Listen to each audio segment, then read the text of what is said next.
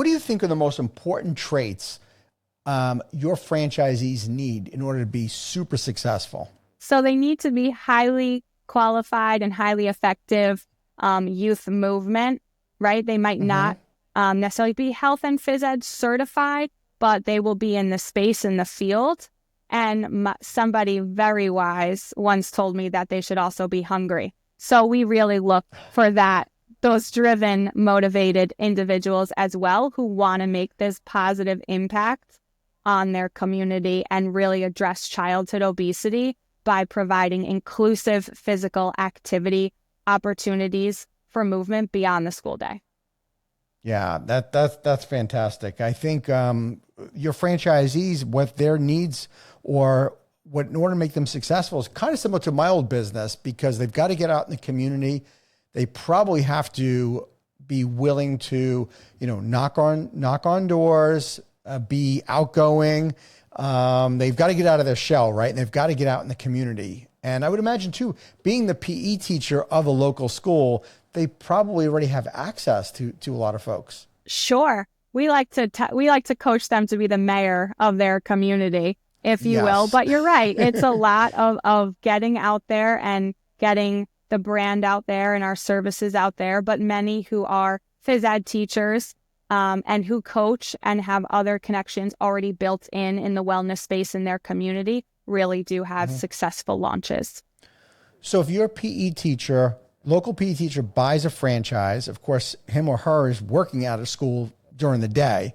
Are they typically then hiring people right out of the gate to go into these preschools? Yes. And oftentimes it's future and aspiring physical educators. So they really get that mentoring aspect, contacting, local universities that offer the degree. And it's wonderful because they get to, help their resume as well in the space of children while they're earning their degree. Yeah, for sure. I would imagine that it's a great farm system for not just for you, but for your franchisee to be able to continue to bring up people, to get exposure to the industry and, to having a new career.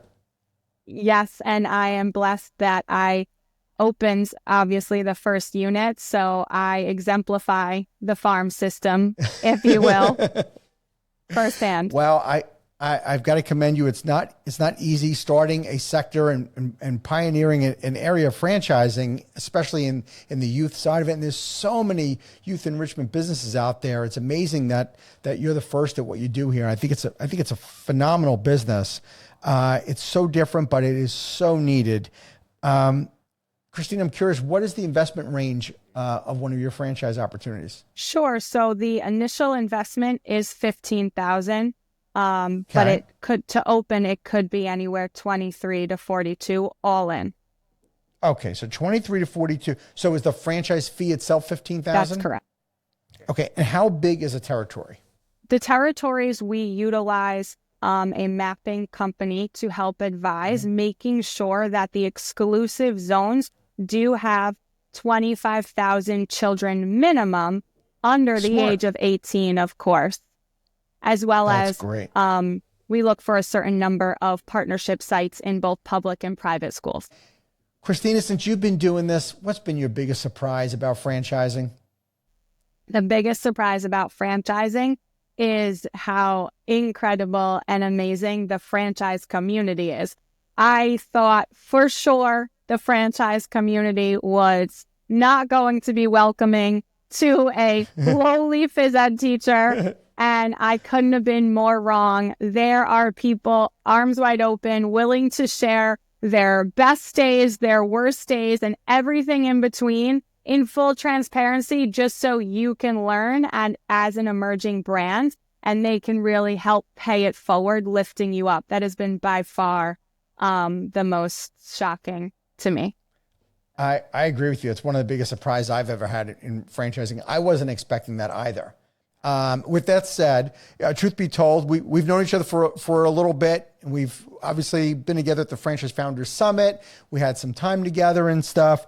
So well as anybody that I've been as transparent about my mistakes and challenges. And Lord knows I've made many of them, as I shared with the folks, with the other founders at the summit.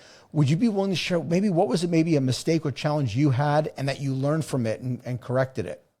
Yeah. And Frank, I want to go on record here to say that that summit was life-changing, and you strengthened our brand, and you really put us on a trajectory, just you being willing to share so much, really candidly about your journey, and to allow us as emerging brands be able to just soak it all in and take action. And you put up guardrails in a good way so I don't fall into those gutters, but you also really inspired hope and motivation. So big thank you for that summit and that live conference.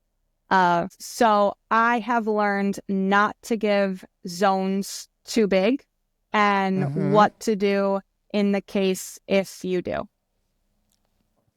Yeah, I think we all want our franchisees to be super successful. That was one of the mistakes I made. I wanted to give my franchise owners so much room to run, and I wanted them to be successful. So I gave them a ton of runway, but inevitably we know we end up hurting our franchise owners by giving somebody too big of a territory. Because if they can't use it, then we have competitors that are going to end up surrounding them, and they're inevitably going to be hurt. So I think that was a real wise move that you made as well. So that's fantastic. Christina, what do you think is one of the trends you're seeing in physical education and in the industry overall? So physical education in schools is fighting tooth and nail to maintain any minute that they have. Yeah. It's really being edged out, and that's not just phys ed, but all of the specials. And I do think that that's why the youth enrichment brands really are so vibrant and such a great opportunity at this time, because families really are relying in enriching after school experiences, not only because it's being minimized for more academic time throughout the school day, but also in our case, children are sedentary today more than ever in school. Current research shows they're sitting about 79% of the hours that they're in school, and they're in school most of their waking daylight hours. Have you noticed yet in any areas where you're seeing the needs differ from territory to territory? Yes, which makes sense, because physical education programs and the units within those curriculums do differentiate as we travel across the state. So what we are really maintaining is rippling out like the rings on a tree. So we're kind of going from state to regional, and growing out that way. So what about when you're looking to expand, how do you evaluate like which potential markets are right for your business? So right down by you, Frank, actually in Florida is one very, very ripe area, as I'm sure you know through having a brand there. It's a great market down here. Yes. So is Texas, has another vibrant, a lot of available zones. And there's tons just from Washington, D.C. to Boston, even localized to where I am. There's about 450 available. Wow.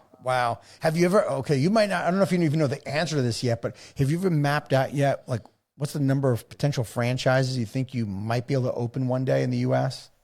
So on my vision board, I know it's 1,000. I know that by staying, as close to consuming as much emerging brand information as I can to get me my first 100 units is going to be the first milestone that I focus on. But do we have an official number from that mapping company? No, because even if they gave it to me, I wouldn't look yet.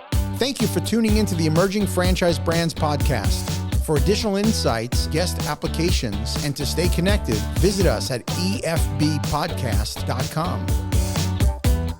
The Emerging Franchise Brands podcast is for entertainment purposes only, and the views expressed do not necessarily represent those of Emerging Franchise Brands, its host Frank Fiume, or Emerging Franchise Group, LLC.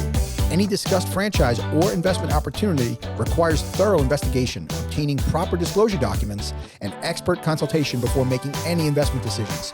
The podcast and its host do not offer professional advice or endorsements, and they hold no responsibility for actions, representations, accuracy, or consequential damages related to the podcast content.